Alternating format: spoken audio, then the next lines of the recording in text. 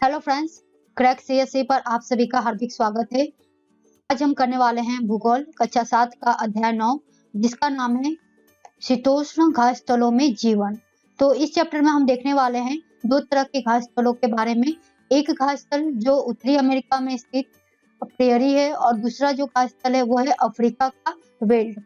आप लोकेशन के हिसाब से मैप में देखोगे तो उत्तरी अमेरिका का जो क्षेत्र है वो नॉर्थ यानी उत्तरी गोलार्ध में आता है और वहीं पे जो अफ्रीका है वो दक्षिणी गोलार्ध में स्थित है।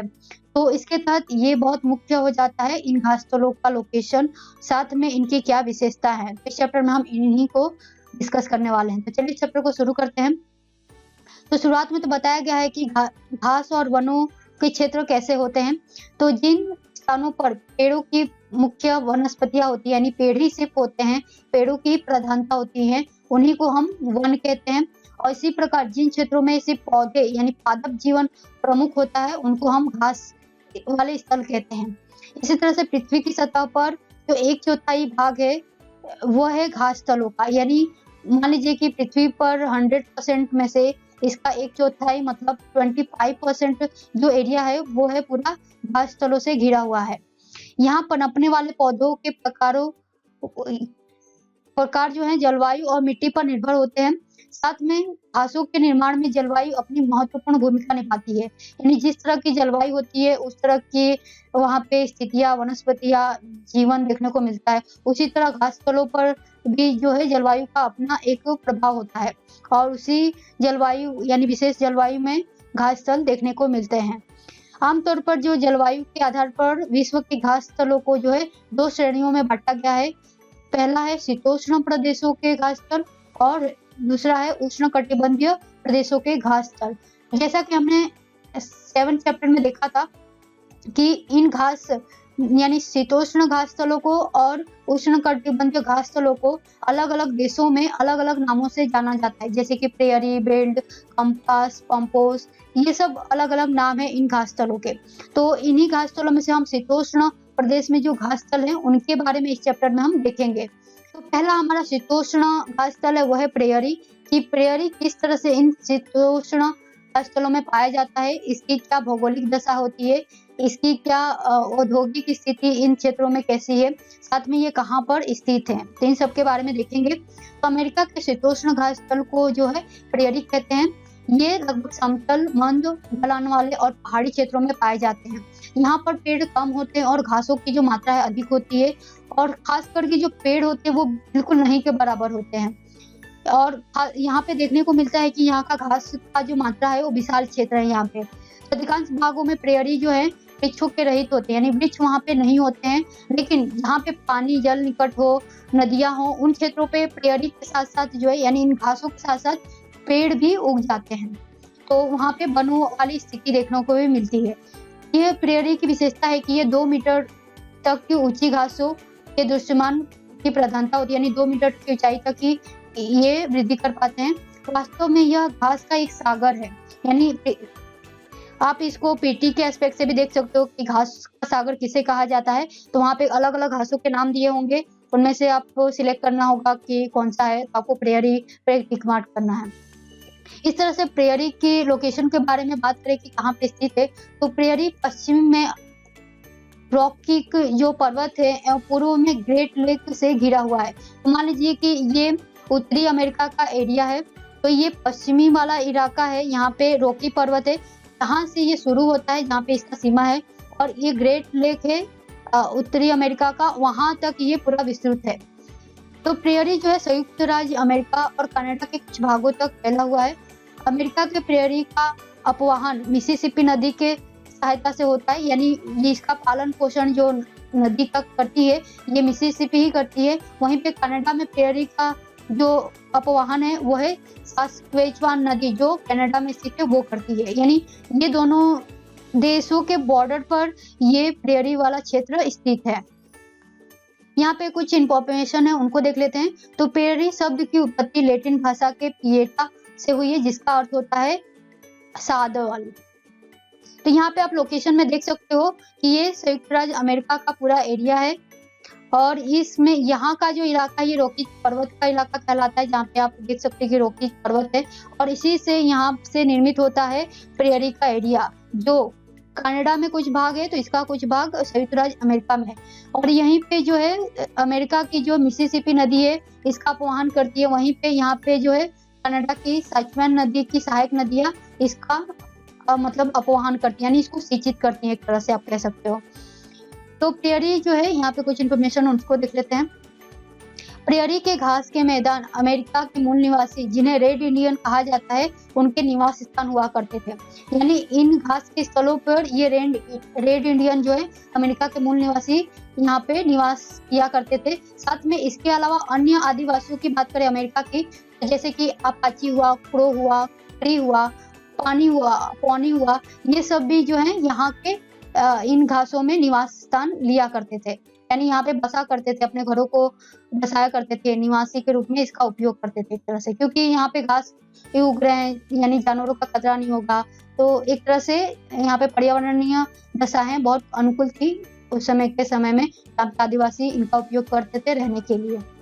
अब प्रेयरी जिस जलवायु में होता है उसकी बात कर लेते हैं कि ये किस जलवायु दशा में होता है। तो देखते हैं कि आपने देखा कि मैप में कि ये पूरा मध्य महाद्वीप के, ये जो महाद्वीप है उत्तरी अमेरिका का, उसके मध्य में प्रेयरी पाए जाते हैं। तो उसी से शुरुआत होती है कि महाद्वीप के मध्य में स्थित होने के कारण जो है यहाँ चरम तापमान वाली महाद्वीपीय जलवायु होती हैं। ग्रीष्म ऋतु में जो है इसका तापमान 20 डिग्री सेल्सियस होता है, जबकि शीत ऋतु में जो कनाडा के विनिपेग में तापमान -20 डिग्री सेल्सियस तक हो जाती है, यानी मान लीजिए कि बर्फ जो है 0 डिग्री पे जम रहा है, ये -20 तक चला जा रहा है, यानी कितना कठोर बर्फ वहां पे जमता होगा। शीत ऋतु में यह प्रदेश है बर्फ की मोटी परत से ढक जाते हैं। यहाँ वार्षिक वर्षा जो है सामान्य होती है, जो घास के विकास के लिए अनुकूल है, यानी जितना नॉर्मल वर्षा होती है तो उतने में घास की पैदावार यानी उग जाते हैं वो लोग। उत्तर दक्षिणी के अवरोध की अनुपस्थिति में यहाँ चीनूक नामक एक स्थानीय पवन भी बहती है, और ये पवन जो है यह बर्फों को क्या करती है, पिघलाने में सहायता करती है, यानी ये चीनूक जो है ये गर्म पवन है, इसलिए ऐसा काम करता है। जैसे कि यहाँ पे इंफॉर्मेशन में देखिए, चिनूक एक गर्म पवन है जो शीत ऋतु में बहती है तथा ये कम समय में ही तापमान को बढ़ा देती है, यानी गर्म पवन है तो जहाँ पे बर्फ वाले इलाके में ये पहुंच जाएगी तो वहां पे वह बर्फ को पिघलाने का काम करेगी और तापमान बढ़ा देगी वहां का, जिसके कारण तापमान में वृद्धि होती है और बर्फ पिघलने लगती है, और इसके कारण जो पशुओं को चराने के लिए चरगाहा उपलब्ध हो जाता है। तो यहाँ पे ठंडी की ऋतु यानी शीत ऋतु में तो बर्फ से पूरा ये इलाका ढक जाता है, लेकिन जैसे ये चिनूक जो स्थानीय पवन है वो बहती है तो यहाँ पे बर्फ पिघल जाता है और जो घास की स्थल है वो बाहर आ जाती है बर्फ से, और इस कारण से ये चरगाह के लिए अनुकूलता प्रदान करता है। यहाँ पे जो प्रेरी वाला एरिया है वहाँ पे वनस्पति जात और प्राणी जाति की क्या विभिन्नता देखने को मिलती है वो देख लेते हैं। तो प्रेरी सामान्यतः पेड़ विहीन होती है, यानी पेड़ वहीं पे लगते हैं जहाँ पे जल उपलब्ध हो, जैसे कि नदी के किनारे हुआ, नदी का तट हुआ वहां पे। लेकिन सामान्यतः जो है प्रेयरी जो है समतल अगर भागों में खुला क्षेत्र है जहाँ पे जल उपलब्ध नहीं है, सामान्य जल है, तो वहां पे प्रेयरी जो है सिर्फ घास ही देखने को मिलेगी, इसकी पेड़ देखने को नहीं मिलते हैं। अतः जहाँ पे जल उपलब्ध होता है वहां पे जो है सरपत यानी एक विल्लो ये वृक्ष की प्रजाति है, आल्डर ये भी वृक्ष की प्रजाति है, और पॉपुलर ये भी वृक्ष की प्रजाति है, जैसे पेड़ उग जाते हैं, यानी जहाँ पे जल उपलब्ध होगा वहाँ पे ये पेड़ देखने को मिलते हैं। 50 सेंटीमीटर से अधिक वर्षा वाले प्रदेशों में कृषि के लिए उपयोग होते हैं। अगर इन क्षेत्रों में 50 सेंटीमीटर से अधिक वर्षा होती है तो यहाँ पे कृषि करने जैसी जलवायु दशाएं हो जाती है, क्योंकि यहाँ पे जो एक तो घास उग रहे हैं तो आप घास से ही अनुमान लगा सकते हो कि यहाँ पे मिट्टी जो है उपजाऊ है, यानी एक फसलों के अन्य कृषि कार्यविधि के लिए भी जो ये भूमि है मतलब एक तरह से बहुत सुलभ है। तो यहाँ पे होता क्या कि मिट्टी उपजाऊ होती है, यद्यपि यहाँ पे मुख्य फसल जो है मक्का की जाती है इन क्षेत्रों पे, जबकि अन्य दूसरी फसलों में बात करें तो आलू भी बोया जाता है, सोयाबीन, कपास, अल्फा जैसी जो उगने वाली फसलें बोई जाती है यहाँ पे। जिन क्षेत्रों में वर्षा कम और अनिश्चित होती है वहां पर पैदा होने वाली घासें हैं वो छोटी और नुकीली होती हैं। ये प्रदेश मवेशियों के पालन के लिए उपयुक्त होते हैं, क्योंकि घासे का चरगाहा मिल जाता है तो यहाँ पे पशुपालन है उसमें वृद्धि देखने को मिलती है, और ज्यादा से ज्यादा इस क्षेत्र में जो जो व्यक्ति होते हैं वो किसी को ही अपना व्यवसाय और पशुपालन को व्यवसाय के रूप में स्वीकृत करके अपना कार्य इन व्यवसाय करते हैं। तो यहाँ पे जो देखने को मिलता है कि विशाल मवेशी फार्म जिसको रेंच कहते हैं और उसकी देखभाल करने वाले व्यक्ति को काउबॉय कहा जाता है। यानी आप अमेरिका के जो भी उत्तरी अमेरिका के आप खेतों की बात करोगे तो वो बहुत लंबे बहुत बड़े एरिया में खेत होते हैं और उसका मालिक सिर्फ एक होता है। इसीलिए आपने जो वर्ल्ड हिस्ट्री पढ़ा होगा तो वहाँ पे आपने देखा होगा कि किस तरह से जो है वहाँ पे निग्रोस को यानी जो अफ्रीका के निवासी होते थे उनको वहाँ पे ले जाया जाता था और स्लेवरी की तरह उनका इस्तेमाल किया जाता था इन खेतों पर खेती करने के लिए। तो इसलिए यहाँ क्यों होता था, क्योंकि उनके विशाल खेत होते थे, फार्म्स होते थे बड़े बड़े और उन फार्म्स में काम करने के लिए व्यक्ति तो चाहिए, लोग तो चाहिए। तो इस तरह से ये काम यहाँ पे होता था स्लेवरी के माध्यम से मतलब इतिहास में। लेकिन अभी तो वहाँ पे स्लेवरी जो है पूरी तरह से अबॉलिश हो चुकी है, लेकिन इस तरह की दशाएं थी। इसलिए विशाल जो है उत्तरी अमेरिका में फॉर्म देखते हैं जिसको हम रेंच और काउबॉय जिसकी देखभाल करने वाला व्यक्ति है उसको काउबॉय कहा जाता है। यहाँ पे एक बाइसन नामक भैंस की प्रजाति देखने को मिलती है जो महत्वपूर्ण पशु है दूध के लिए। यहाँ पर निरंतर शिकार करने के कारण जो है ये पशु लुप्त हो गया है। अब इन्हें सुरक्षित प्रजातियों की श्रेणी में रखा गया है क्योंकि अब इनका जो है पशुपालन के रूप में उपयोग किया जाता है। इन प्रदेशों में पाए जाने वाले अन्य जीवों की बात करें जो प्रेरी क्षेत्र में पाए जाते हैं उनमें खरगोश, कायोट और गोफर और प्रेरी कुत्ता भी मिलता है। अब कंबाइन की बात करें कि कंबाइन क्या होता है, यह मशीन होता है जो बुआई, जुताई और थ्रेशर तीनों को कार्यों को करता है। इस तरह का मशीन देखने को मिलता है जिसको कंबाइन कहते हैं। तो सामान्यतः ये जो मशीन है बड़े फार्म्स में ही काम आता है, यानी जहाँ पे आपका विशाल खेती हो, एक किसान हो उसकी बड़ी खेती हो तो उस खेत में इसका इस्तेमाल स्वतंत्रता से किया जाता है। वहीं पे आप कंपेयर करोगे भारत के किसानों की तो वो भारत के किसानों के खेत का स्वरूप बहुत छोटा होता है। यहाँ पे जो बड़े किसान हैं वो बहुत कम मात्रा में, वहीं पे जो छोटे और सीमांत किसान हैं उनकी मात्रा आप देखोगे तो सर्वाधिक है, यानी 80% जो किसान हैं वो छोटे या सीमांत किसान की श्रेणी में आते हैं। तो इस तरह से ये किसान कहीं ना कहीं इन यंत्रों का उपयोग नहीं कर पाते, वहीं पे बड़े किसान जो है इन यंत्रों का उपयोग करते हैं और मतलब एक तरह से उनके पास तो खेती भी ज्यादा होती है तो अच्छे फसल की पैदावार भी होती है, साथ में वो खेती करने के लिए वो इस तरह के मशीनों का और टेक्नोलॉजी का उपयोग करते हैं तो जो पैदावार होती है उसमें कम मेहनत में अच्छा मतलब लाभ मिलता है उन लोगों को। यहाँ पे काउबॉय का उदाहरण दिया गया है कि आप देख सकते हो ये काउबॉय है जो इस तरह के पशुपालन किया करते थे, वो लोग खेतों का रखरखाव भी किया करते थे। अब प्रेरी क्षेत्र में बसे हुए लोगों की बात कर लें कि यहाँ पे लोग किस तरह के बसते थे। तो इन प्रदेशों के लोग जो है काफी परिश्रमी होते थे क्योंकि कृषि कार्य में व्यस्त रहना और कृषि तो एक तरह से आप कह सकते हो कि बहुत परिश्रम का काम होता है। अपने विपुल प्राकृतिक संसाधनों का उपयोग उन्होंने प्रौद्योगिकी का सफलतापूर्वक विकास करके कर लिया, यानी जो भी संसाधन थे उसका उन्होंने टेक्नोलॉजी विकसित करके, जैसे कि आपने खेती वाला उदाहरण देखा कि वो विशाल खेती होती थी तो खेती पर जो है मशीनों के माध्यम से कृषि कर रहे हैं, तो इस तरह से टेक्नोलॉजी का उपयोग वो कृषि में कर रहे हैं तो उनको अधिक लाभ हो रहा है और संसाधनों का वो अधिक उपयोग कर रहे हैं, मिट्टी का और उससे होने वाली पैदावार का।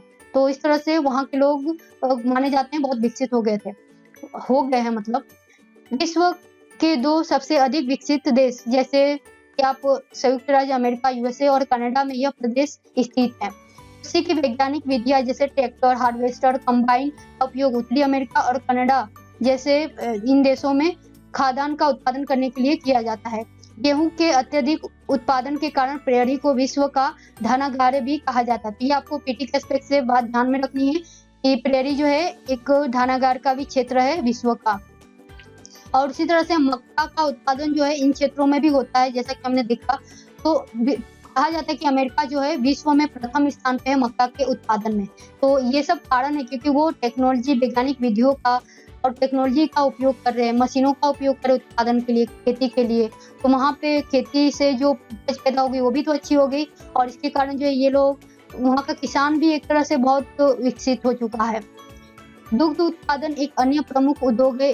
यहाँ पे डेयरी क्षेत्र ग्रेट लेक से पूर्व में अंटार्कटिक तक फैला हुआ है, यानी जहाँ से ग्रेट लेक खत्म होता है, वहां से लेकर पूर्व यानी अमेरिका के तटीय से अटलांटिक यहाँ से शुरू होता है, इस वाले पूरे एरिया में जो है दूध यानी डेयरी फार्म की शुरुआत की गई। यानी यहाँ पे इस एरिया में क्या होता है कि पशुपालन होता होगा ज्यादा से ज्यादा, यानी पशुपालन होगा तो दूध से बने हुए प्रोडक्ट मिल सकते हैं। तो इस तरह का यहाँ पे कार्यविधि किया जाता है। दूध का उत्पादन और व्यापक स्तर पर कृषि दोनों जो है खाद्य पकम उद्योग को बढ़ावा दे रहे हैं। कोयला और लोहा जैसे खनिज पदार्थों के विशाल भंडार तथा सड़क, रेल, नहर समुचित व्यवस्था के कारण यह क्षेत्र विश्व का सबसे बड़ा औद्योगिक प्रदेश बन गया है। तो अमेरिका को हम आज भी देखते हैं कि वो विकसित यानी डेवलप्ड कंट्री में आते हैं, तो इन्हीं सब कारणों से कि वहाँ पे तो कृषि भी, आप किसान भी देखोगे तो गरीब नहीं है बल्कि एक विकसित किसान है वहाँ पे। वहीं पे आप वहाँ पशुपालकों को भी देखोगे तो उनके पास पशुओं के भंडार है, वो डेयरी क्षेत्रों का डेयरी से अधिक कनेक्टेड है और वहाँ पे दूध से बने हुए प्रोडक्ट मतलब अधिक मात्रा में पाए जाते हैं, उनकी बिक्री भी होती है। तो वो पशुपालक भी एक तरह से जो है समृद्ध है। यहाँ पे कुछ फैक्ट दिया उनको देख लेते हैं। तो संयुक्त राज्य अमेरिका में जो प्रेरी के प्रमुख नगरों की बात करें, जो संयुक्त राज्य अमेरिका के प्रेरी क्षेत्र हैं उनमें शिकागो, मिनियापोलिस, इंडियानापोलिस, कांसास और डेनवर आते हैं। वहीं पे कनाडा के प्रमुख नगरों की बात करें तो एडमोंटन, सेंस कार्टून, कैलगरी और विनिपेग आते हैं। अब आते हैं बेल्ट पर कि बेल्ट की क्या विशेषताएं हैं और ये कहाँ कहाँ पाए जाते हैं, इसकी क्या जलवायु दशा है। ये भी एक तरह का शीतोष्ण घास स्थल है जो दक्षिण अफ्रीका में पाया जाता है। बेल्ट जो है 600 से 1100 मीटर की ऊंचाई वाले जो उर्मिल पठार होते हैं, यानी पठार को जैसा हमने पढ़ा था कि पठार जो है ऊंची ढाल वाले समतल इलाके होते हैं, उनको पठार कहा जाता है। इस पठार पर ये बेल्ट यानी ये घास पाए जाते हैं। ये जो पठार है, जो उर्मिल पठार है, वह जो है ड्रेक्सबर्ग पर्वतों से घिरा है, यानी उसके चारों ओर पर्वत है। साथ में इस पठार के पश्चिमी किनारे पर कालाहारी रेगिस्तान स्थित है और इसके उत्तर पूर्व पर जो उच्च बेल्ट स्थित है जिसकी ऊंचाई जो है 1600 मीटर से अधिक है। बेल्ट से घिरे हुए देशों के नाम आपको बताने हैं कि कौन कौन से देश मतलब बेल्ट के क्षेत्र में फैले हुए हैं। यहाँ पे ऑरेंज और लिमिपोपो नामक दो सहायक नदियां इस प्रदेश को सिंचित करती है, जिसके कारण जो है यहाँ पे बेल्ट की मतलब उपज होती है। यहाँ पे कुछ फैक्ट उसको देख लेते हैं। तो दक्षिण अफ्रीका के ब्रिटिश उपनिवेश बनने से पहले जो है, मान लीजिए कि दक्षिण अफ्रीका को भी ब्रिटिश सरकार यानी अंग्रेजों ने गुलाम बनाया था, तो अंग्रेजों के गुलाम से पहले वहाँ पे डच रहा करते थे। तो डचों ने ही ये वेल्ड शब्द की उत्पत्ति की थी वहाँ पे, यानी उस घास को वेल्ड कहा था। जैसा कि आप यहाँ पे मैप में देख सकते हो कि ये साउथ अफ्रीका का एरिया है, यहाँ पे ये वाला इलाका है, यहाँ पे डैक्सबर्ग है और यहाँ पे ही वेल्ड की जो है पैदावार होती है। इसके साथ साथ यहाँ पे ऑरेंज नदी है जो इसके कह सकते हो आप कि दक्षिण और पश्चिम के तरफ मिलती है और इसकी सहायक नदियां जो है वेल्ड क्षेत्रों को सिंचित करती हैं। वहीं पे यहाँ पे लिंगपांगो नदी है जो इसको सिंचित करती है। तो ये आपको मैप ध्यान में रखना है। साथ में ये वेल्ड वाला एरिया है, आपको ध्यान में रखना है, पता करना है। आप आगे जी घर पे ओपन करके एटलस देखिए कि ये वेल्ड कौन कौन से देशों तक फैला हुआ है। वेल्ड के जलवायु दशा के बारे में बात कर ले तो हिंद महासागर के प्रभाव के कारण, अब मान लीजिए कि दक्षिण अफ्रीका का ये तट है तो यहाँ पर तो हिंद महासागर स्थित है, तो इसके प्रभाव के कारण जो है यहाँ की जलवायु तो लगभग मानी जाती है कि नम है। शीत ऋतु में जो है यहाँ पे ठंडी और शुष्कता महसूस होती है और इस दौरान यानी शीत ऋतु में यहाँ का तापमान 5 डिग्री सेल्सियस से लेकर 10 डिग्री सेल्सियस के मध्य रहता है।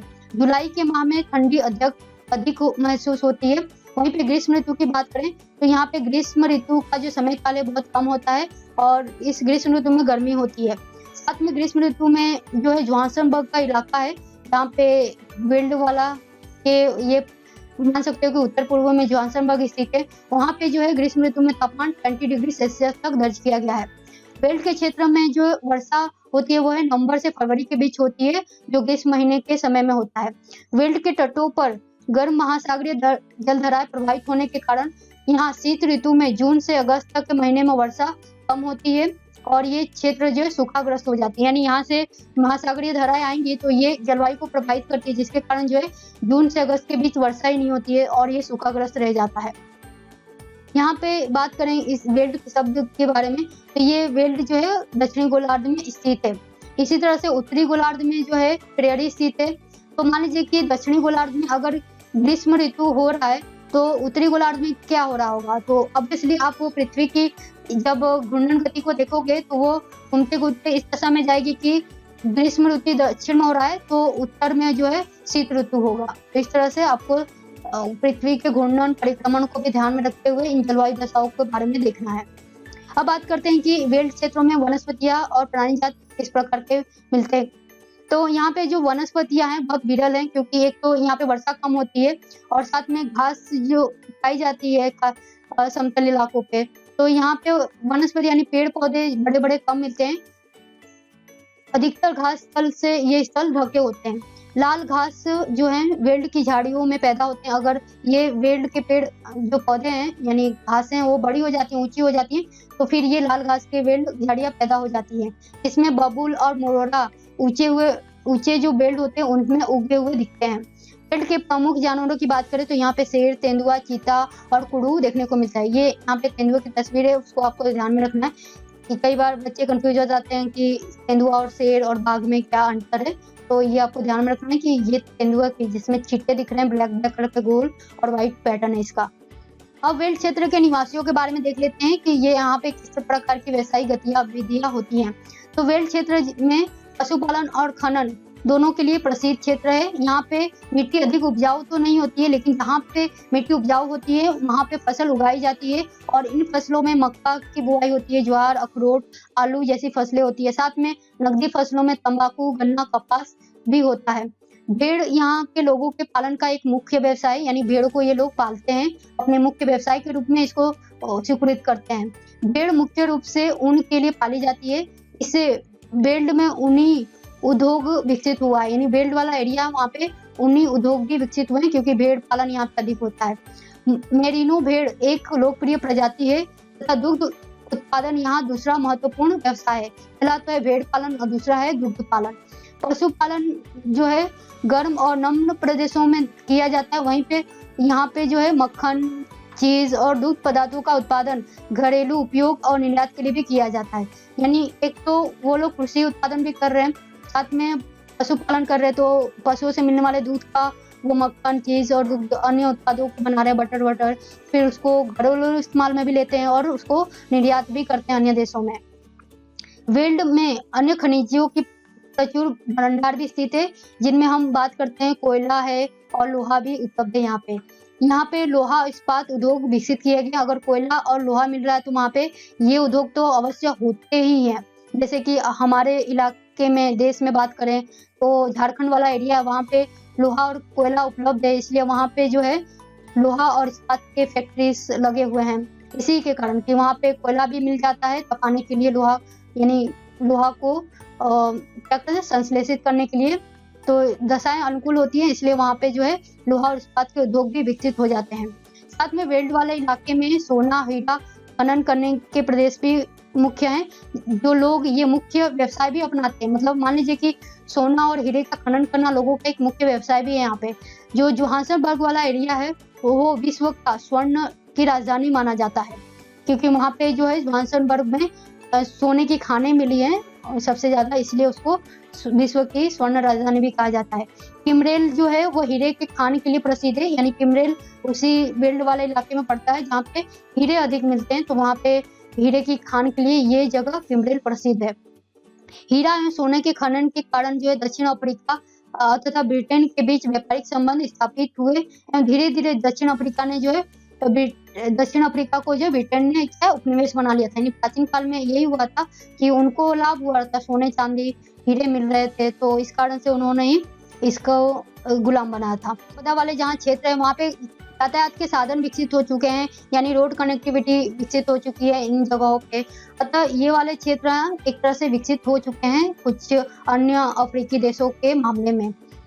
तो इस तरह से हमने इस चैप्टर में देखा कि किस तरह से प्रेयरी और बेल्ट दोनों शीतोष्ण घास स्थल है और इन घास स्थलों पे किस तरह के व्यवसाय देखने को मिलते हैं। तो सामान्यतः हमने देखा कि जो पशुपालन और कृषि इन दोनों क्षेत्रों की जो मुख्य विशेषताएं रखी है, यानी प्रेयरी में भी और वेल्ड वाले क्षेत्र में जो है लोग सामान्यतः कृषि कर रहे हैं और जो है पशुपालन कर रहे हैं।